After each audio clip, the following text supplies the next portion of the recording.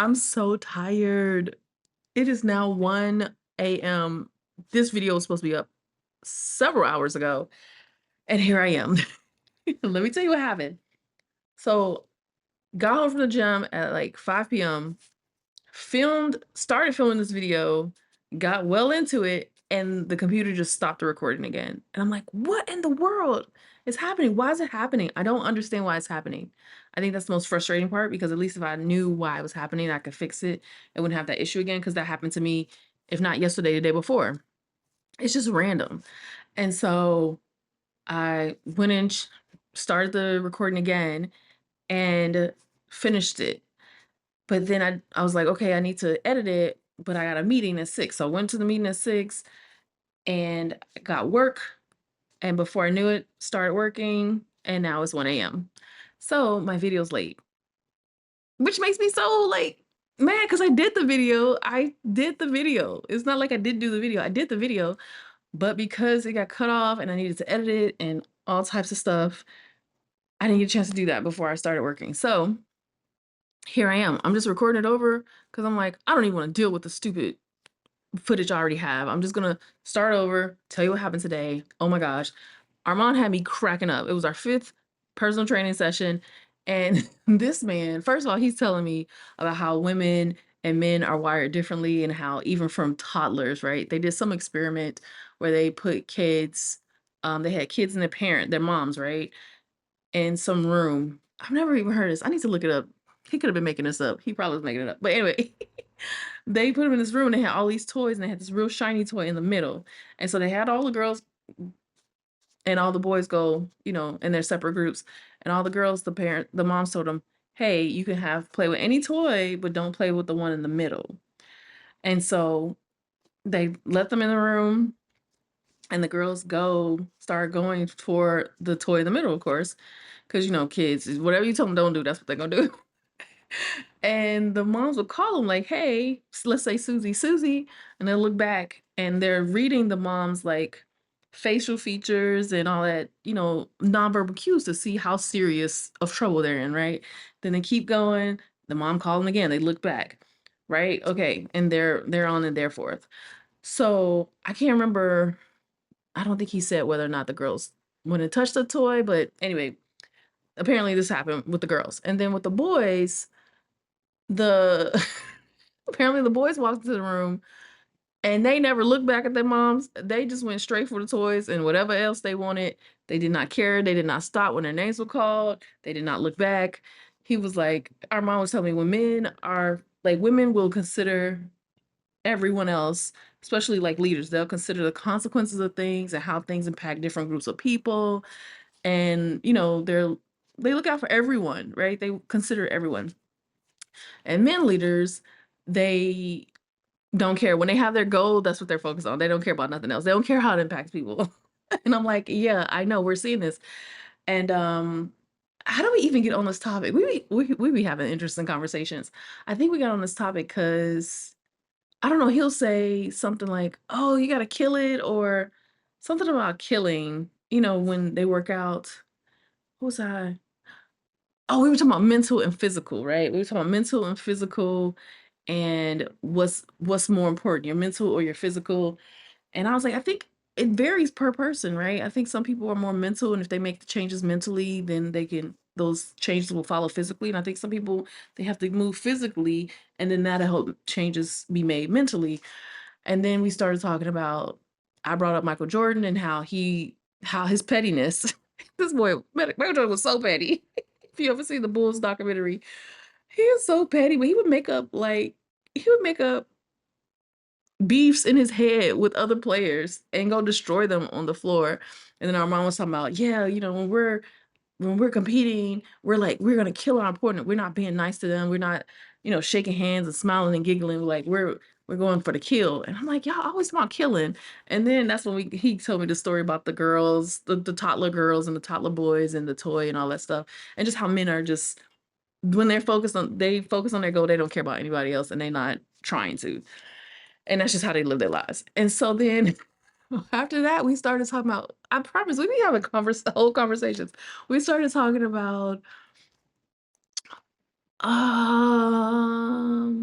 Oh, health, because in the gym, of course, there's other trainers and they're working with their clients, and then there's people just training on their own and doing all types of things. The TikToks where it just show people doing the weirdest stuff in gyms. That's kind of true. It's not that bad here. I mean, I'm sure in America they'd be out of control. But it's not that bad. But people do be doing stuff that's like, it's weird. It's not TikTok worthy, but it is weird. I'm like, girl, you over here lifting these weights and it's barely any weight. Is you probably have more weight in your purse than the little weight she lifted. And so he noted that today, and I was like, leave her alone. Like she may be doing it just to take videos. She may be doing it to for her mental health. There might be many reasons why she's lifting weight. She looks very young. She looked like she was in her 20s. So I'm like, she doesn't have some of the concerns that I have in my 40s or that Armand has in his 30s, right? So she might just, feel like she's doing something and she's just moving. And because she was lifting these little bitty weights and doing these little arm raises, and so our mom was like, no, for mental health and for physical health, you have to kill it. And I was like, boy, you always on killing something. And he was like, you have to have pain. You have to go through you have to have pain. You have to get comfortable with the pain. And that's what he's telling me today. You gotta get comfortable with the pain. I'm like, whatever, boy. I don't want to get comfortable with the pain. You have to learn to like the pain, right? So that's what he's talking about. And then he said, he shared the story about his grandmother and how her health rapidly declined very seriously from 70 to 80, and she passed away at 80. And it was really sad, the story he told me about that and everything that was involved. And the thing about it was is if he was like, if she would have just put in a little bit of effort into her health, she would have been okay. Um, and so for him, health is like the most important thing. And I was like, he was like, health is the most important thing. And I'm like, no, money's the most important thing until your health is shot. And then that becomes the most important thing. Yes. And he was like, well, that's not how I see it. I was like, yeah, not you don't see it that way, but most of the world sees it that way. So we're talking about generalities here. And he's like, yeah, you're right. So, but it was good to kind of to learn why he's, so much into health.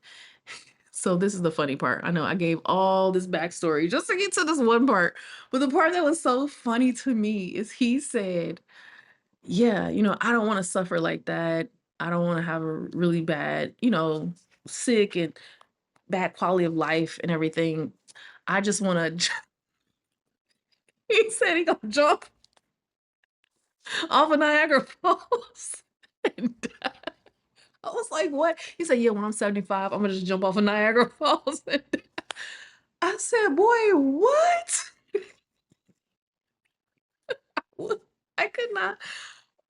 I can't make this up. I cannot make this up. Like, men really be on something different. I don't understand.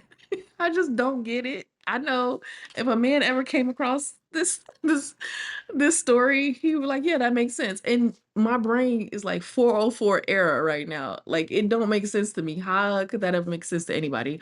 But I digress. So he said that, and I'm like, he was like, well, how would you want to die? I'm like, in the bed, peacefully in my sleep, surrounded by family and friends. What are you talking about? He's like, yeah, well, um, most people, that's not gonna happen because all the burgers and everything they eat, like, that's not gonna happen, So the best I can hope for is 75 and jumping off Niagara Falls. I said, but you're healthy, like, you eat well. He said, I don't eat well. I had McDonald's before I came here to train you. I was like, what? I'm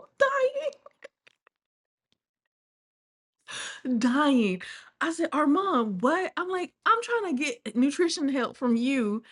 And you, what? And he said, oh, I know what to do. I just don't do it. So this man, now he's like 7.8% body fat. Like he is fit. He does calisthenics. And that's mostly the workout he does. He does calisthenics.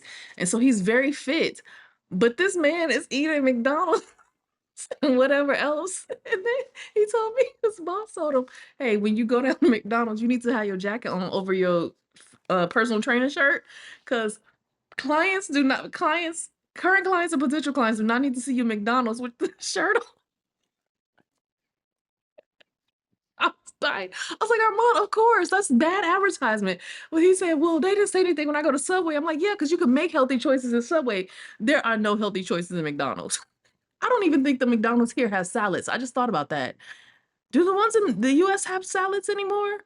I haven't seen a salad in the McDonald's in forever. I literally just thought about that, but it was so funny. I was dying from him talking about jumping off Niagara Falls to him talking about he just had McDonald's before our training session. I'm like, how am I eating better than you? But I do need to lose more weight that he needs to lose. And I do need to get more fit that he needs to get fit. But still, I was laughing. But it made me realize, like, look, and I don't expect him to be perfect at all. That was not the expectation, but it made me realize like everybody has their vice. Like no matter what it looks like, no matter how well put together they look in the money area, the relationship area, the fitness area, the health area, the spirit, the mental health, the physical health, the hobbies, whatever. No matter what, everybody in life has their thing. They have something that's just like, wait, what? You eat at McDonald's. I listen, that just tickles me. I don't know why, but it tickles me to no end. Um, but yeah, and so everyone has their thing. And so I give myself grace. Like, I am eating 80% better for sure. 80%. I'm eating healthy. I'm eating lots of salads every day. And I'm eating protein, some carbs. And then every once in a while, I'll have McDonald's burger. I'm not eating it as much. Oh my gosh, when I was back in the US, I should have definitely had McDonald's stock because I was eating it so much. I was definitely hoping that thing. I'm definitely hoping that stock price be good. Um, but yeah, I don't eat it nearly as much now. And yeah, and every once in a while, I'll have something sweet if I feel like it. And I'm really doing a much better job of like feeling how my body feels and noticing after I eat certain things, like noticing after I eat, period, how do I feel? So if something's making me very sluggish or if something's making me inflamed, because I'll even feel now, I think once you start eating better, well, in my experience, once I started eating better for an extended period of time, so like probably about 90 days, I started noticing that I could feel the effects of the food as soon as I ate it. So I would eat it if I started getting a headache or if I started getting groggy or if I started like my joints started hurt. Like sometimes my ankles will swell up depending on what I ate. Cause low key, the food in Malaysia is good, but the food in Malaysia has tons of oil and tons of sugar and everything. Like they fry everything, there's oil and everything, and there's sugar in everything. Even in some places it don't need to be like, why are you putting some type of sugary drizzle on my pepperoni pizza? No. But yeah, and so it's been very interesting listening to my body, but I'll still, I'm still haven't gotten to there's a type of eating called intuitive eating where I guess you just know what type of vegetables or food your body needs or whatever. I still eat pretty monotonously.